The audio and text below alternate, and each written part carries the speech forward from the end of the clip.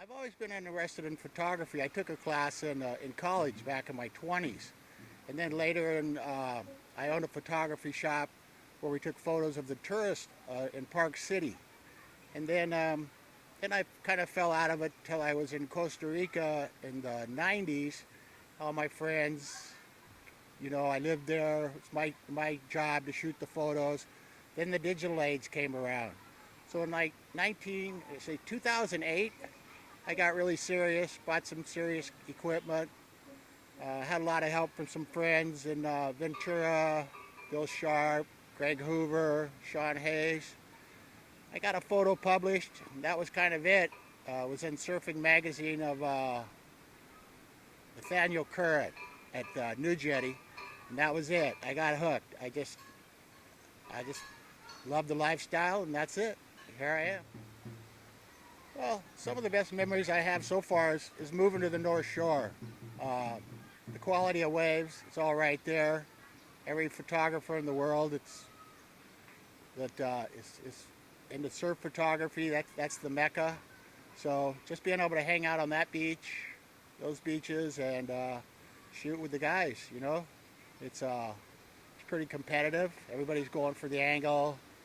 There's hundreds of us on the beach sometimes during the Triple Crown. It's like an army of cameras. It's pretty exciting. Who can get the best angle, best shot. Just keep clicking. I don't know, you'll get it.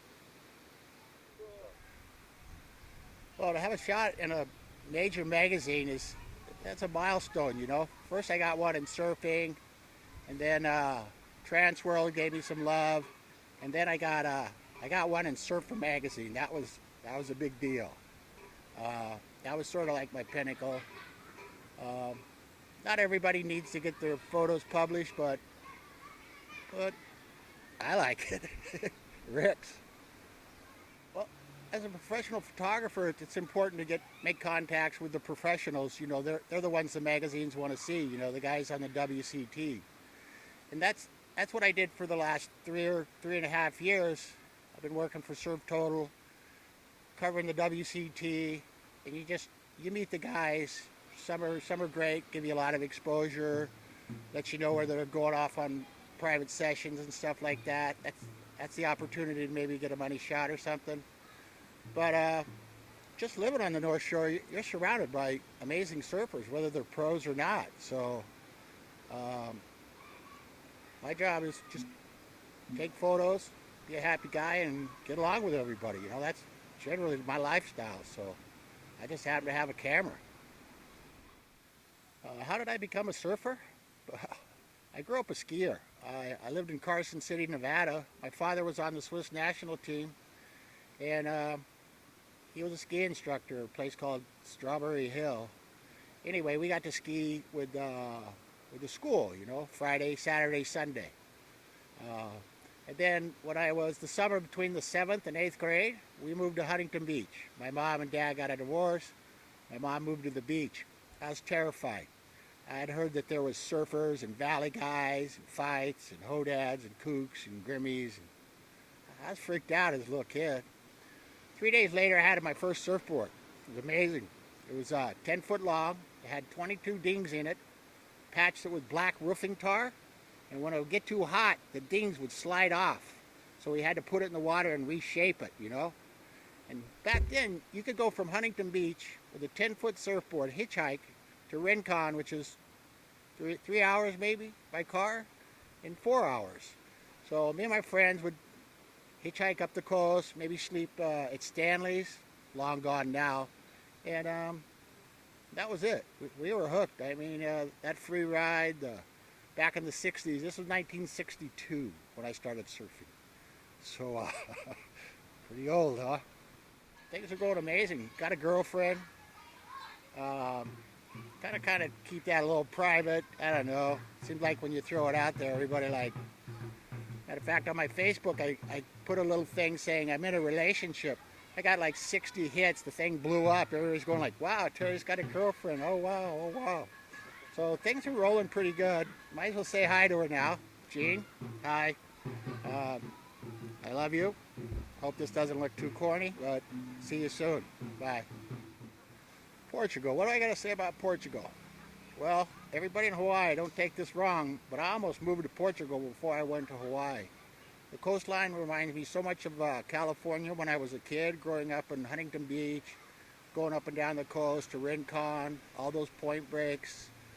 Cost of living is amazing. It's not like the rest of Europe. The climate's like a different climate. It's a warm, milder climate in the winter, so surfing's not too bad. You still got to wear a wetsuit, but amazing people. Can't say enough about it. Love the place.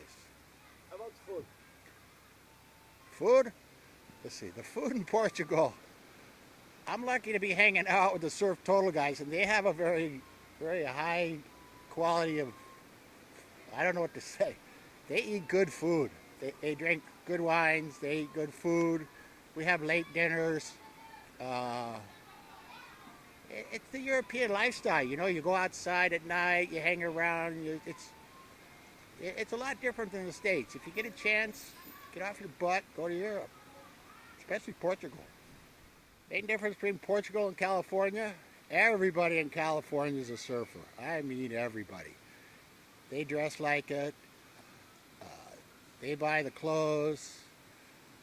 But Portugal, it's a hardcore group. You know, they the ones I met, they're just, I don't know, they're not valley guys. They're just hardcore surfers. You know, it feels a little more raw, a little more, you know, soulful. Back in the 70s, soul surfing was a big deal. Style, there's a lot of style there, you know, like Hawaii. You can spot somebody that surfed in Hawaii, you know, they got a little bit of style. Something like that. I don't know, tough question.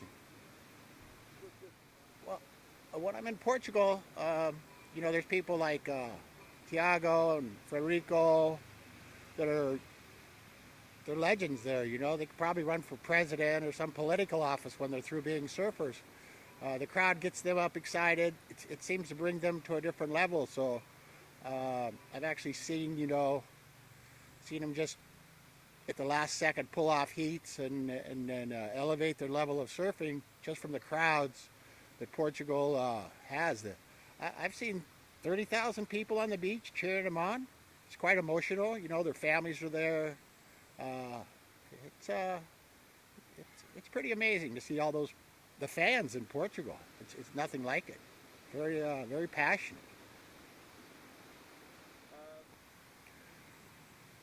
Well, I'm in Bali, and whatever country you go to, you live in their culture. You know, here it's a lot of religions. Every day I see people put out little baskets for prayer and incense.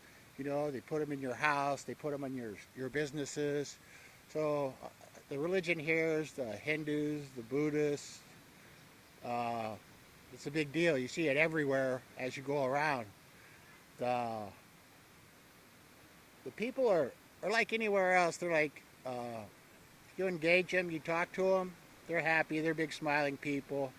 Um, I think of my housekeeper right now. She's the funniest little lady I ever met, you know. Uh, I don't know, they're all kind of like her, you know. I've been here a couple times now. Um,